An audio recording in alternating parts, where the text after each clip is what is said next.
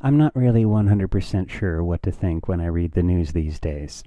Everywhere you look, it says America is in big trouble. America is in deep decline. The economy is a total mess. The rest of the world thinks we're assholes. And depending on which news source you read, it's all the liberals' fault.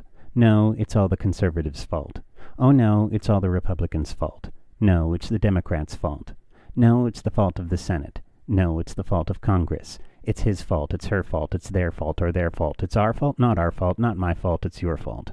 For whatever reason, it seems convenient to believe that everything is the fault of the right or the left. It's kind of like liberals and conservatives are being pitted against each other like two opposing football teams. It seems to make less and less difference what the actual issues are as long as your team wins. I know that the images that have been painted make liberals out to be egghead tree-hugging socialist pacifists and the conservatives as Jesus-freak imperialistic gun nuts, but I think it's interesting that people seem to think that they share no common ground whatsoever. If I was to venture to guess, I would think it's likely that we all want somewhere to live. We would all like to have a way to make a decent living. I would guess that most of us think it's a better idea than not for our kids to get the best possible education.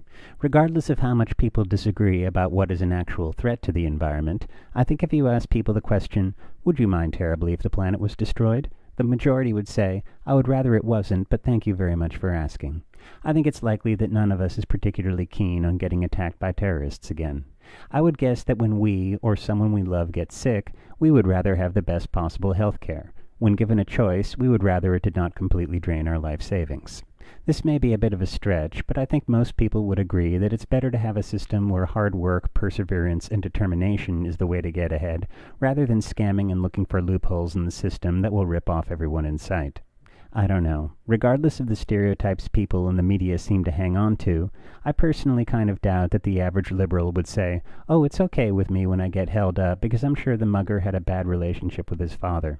I doubt the average conservative is thinking, I don't want to be taxed for no education because Jeb don't need no fancy pants book learning.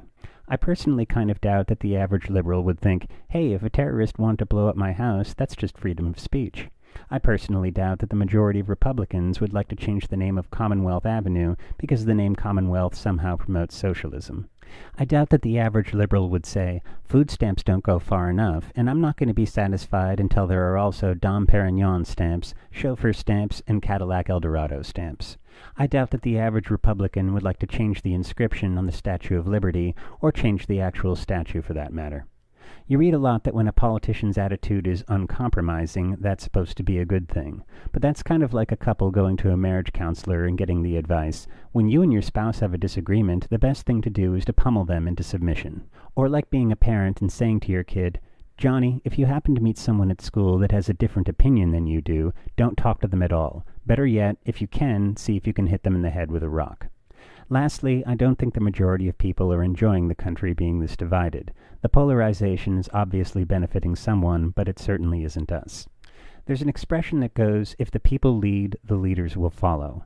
It's crossed my mind once or twice that if people are truly annoyed at their elected officials, maybe it's a good idea to simply stop playing their game, the game of assuming that everything that my side does is right and everything your side does is wrong. It's just a thought.